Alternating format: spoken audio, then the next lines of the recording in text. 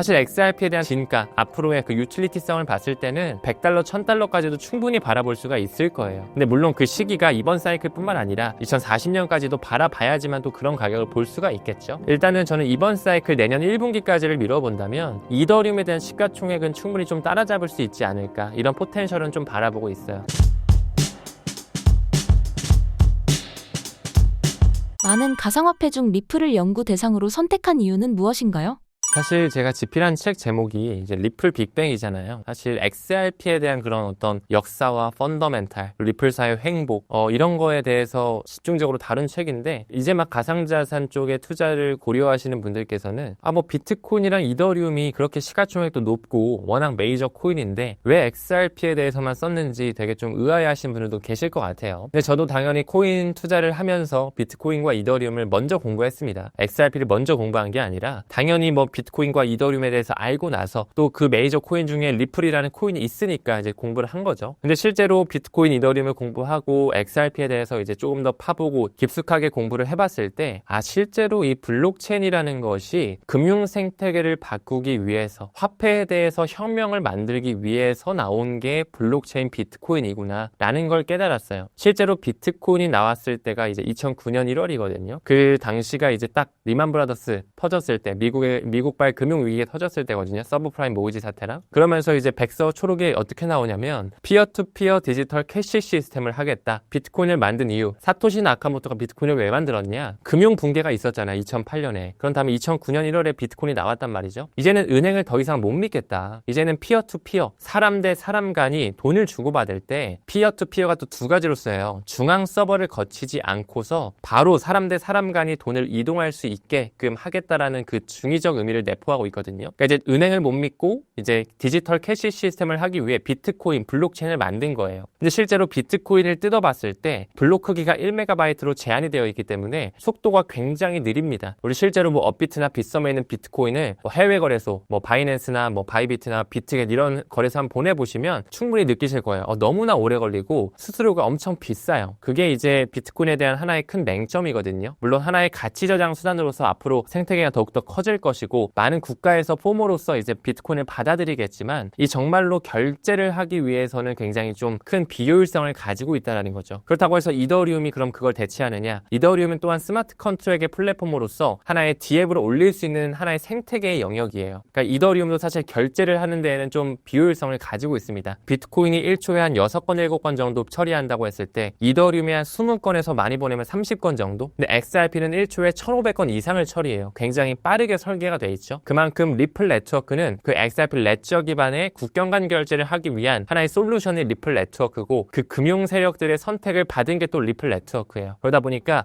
이제 금융망에서 리플렛이 실제로 탑재가 되면서 XRP가 그 CBDC 세상에 왔을 때 도매용 CBDC에서는 브릿지 통화로 활용이 되게끔 이미 어느 정도 설계가 되어 있다는 거죠. 그렇기 때문에 XRP에 대한 진가를 저는 굉장히 높게 본 거고, 제 책에도 나와 있지만 비트코인이 온라인 금이고 이더리움이 온라인 석유, 디지털 석유라면 XRP는 디지털 다이아몬드의 영역이다. 이렇게 지금 제가 설명을 해놨거든요. 왜냐하면 앞으로 이제 암호화폐가 지금 2만 개가 넘게 있는데 앞으로는 이제 막 100개 정도, 200개 정도 빼고는 다 없어질 거예요. 리플의 브래드 갈링하우스 CEO도 이제 앞으로 98%, 99%의 암호화폐는 모두 다 사라질 것이다. 진짜 살아남는 코인에 우리가 투자를 해야 되는데 그 중에서도 정말 집중을 해서 바라봐야 되는 게 그 효용성이거든요. 유틸리티. 미래에 정말 쓰임이 있는지, 어디에 쓰임이 있는지, 이게 NFT에 쓰이는지, 스마트 컨트랙에 쓰이는지, 결제망에서 쓰이는지, 이런 부분에 대해서 이제 각각의 영역이 있는데 XRP가 이제 국경 간 결제 영역, 그 CBDC, 그 스위프트 망 자체를 대체하다 보니까 굉장히 큰 파일을 가져가는 것이죠. 그렇다 보니 XRP의 수량 자체가 1000억 개로 제한되어 있지만 앞으로 그 스위프트 시장 규모, 지금 20경 원이 넘어가는 그 캐파를 담당하기에는 확실히 모자란 수량이다라고 지금 저는 바라보고 있고, 그렇기 때문에 리플의 초기 개발자들, 특히나 리플의 CTO 데이비드 슈워츠가 비트코인이 1억 분의 1로 쪼개지는 어떤 사토시 단위로 쪼개놨다면 리플 XRP는 100만 분의 1로 쪼개지는 드랍 단위로 설계를 해놨을 것이다. 이렇게 좀 바라보고 있습니다. 그렇기 때문에 이제 XRP에 더욱더 이제 큰 관심을 갖고 리플 빅뱅이라는 책이 세상에 나오게 됐죠.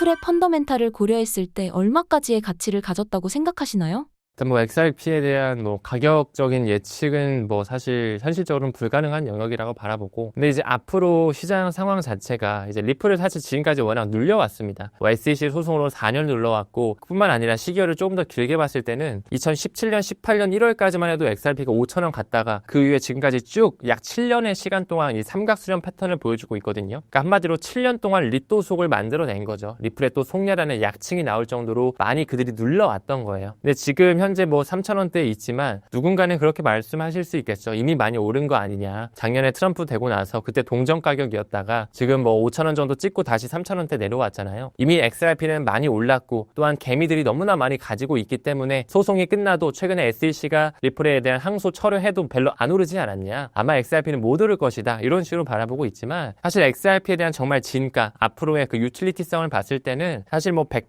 $1,000까지도 충분히 바라볼 수가 있을 거예요. 근데 물론 그 시기가 이번 사이클뿐만 아니라 2030년, 10년 뒤인 35년, 2040년까지도 바라봐야지만 또 그런 가격을 볼 수가 있겠죠. 일단은 저는 이번 사이클 내년 1분기까지를 미뤄본다면 이더리움에 대한 시가총액은 충분히 좀 따라잡을 수 있지 않을까, 이런 포텐셜은 좀 바라보고 있어요. 앞으로 이제 XRP에 대한 펀더멘탈이 점점 확장이 되고, 실제로 무엇보다 뭐 소송도 중요하고 ETF도 중요하지만 실제로 그 ISO 2002 메시징 표준 안에 리플렛이 채택이 되어 있고, 올해 7월에는 연준의 페드나우 서비스가 이제 가동이 되면서 XRP가 실제로 활용이 될 것이고, 올해 11월 연말을 기준으로 해서 또 스위프트의 전체망에 이 ISO 2002가 탑재가 되다 보니까 정말 이 전통금융, 이 트레이드파이에서 XRP가 활용되는 시점이 이제 머지 않은 거거든요. 그렇게 된다라고 하면 소강량 자체가 워낙 커지기 때문에 공급량은 유한하지만 계속 없어지는 그런 인플레이션이 아닌 디플레이션 토큰화 구도를 취하고 있다는 점에서 사실 가치는 천정부지를 오를 수밖에 없게끔 설계가 되어 있다, 이렇게 바라보고 있습니다. 물론 그렇다고 해서 뭐 $100, $1,000를 굉장히 빠른 시일 내에 그렇게 도달할 것이다, 이건 아니고요. 저는 사실 이번 사이클 안쪽으로 봤을 때는 한 뭐 3만원, 4만원 정도까지 좀 공격적으로 바라보고 있긴 한데,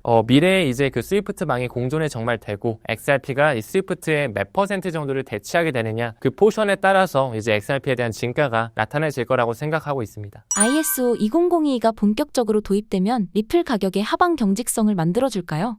물론이죠. ISO 2002라고 하는 게 스위프트 코드거든요. 스위프트 코드. 이제 스위프트라고 하는 건 전 세계 200여 국가, 11,500개의 금융기관이 모두 다 이 스위프트 망을 써요. 즉 다시 말해 그들이 뭐 무역망을 하든 뭐 왔다 갔다 송금을 하든 다 스위프트 코드를 통해서 모든 은행과 은행 간 송금할 때 다 스위프트 망을 쓰는데, 이제 이 망 안에 ISO 2002라고 하는 제정된 코드가 이제 탑재되기 직전에 지금 순간이라고 봐주시면 돼요. 그 전에는 뭐 ISO 150 둘둘이라고 하는 그런 코드도 있었고, 8587이라고 하는 코드도 있었는데, 점점 그 기득권 금융 엘리트들이 새로운 금융 코드를 만들어가면서 조금 더 혁신적이고 효율적인 그런 국경 간 송금 시대를 만들어가는 과정이죠. 근데 이제 ISO 2002라고 하는 그 코드가 완전히 삽입되는 시점이 올해 11월 22일로 완전히 좀 픽스가 되어 있기 때문에, 그때 이후에는 이제 점점 XRP에 대한 진가가 더 떠올라지는 시기로 가격적인 흐름도 나타나지지 않을까, 이렇게 좀 바라보고 있습니다. 전 세계 금융결제 시장이 리플 네트워크 중심으로 재편될 시기는 언제일까요?